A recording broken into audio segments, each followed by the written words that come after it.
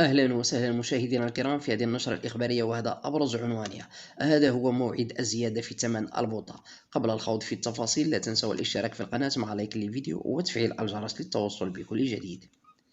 سيكون المغاربة على موعد مع زيادة في ثمن قنينة الغاز، وهي الأولى من نوعها منذ سنوات، بعدما تضمن مشروع قانون مالية 2024 المصادق عليه من طرف البرلمان.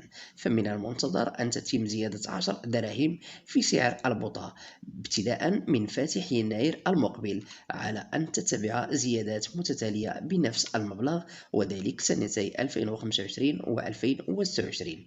وتعمل الحكومة على تعويض الأسر الهشة والفقيرة المتضررة من هذا التحرير عبر برنامج الدعم الاجتماعي المباشر، والذي سينطلق نهاية الشهر الجاري. للإشارة فإن زيادة 10 دراهم في سعر قنينة الغاز من شأنه أن يوفر على خزينة الدولة ما يفوق المليار درهم سنويا، علما أن صندوق المقاصة يؤدي سنويا 15 مليار درهم لدعم أصغار غاز البطان.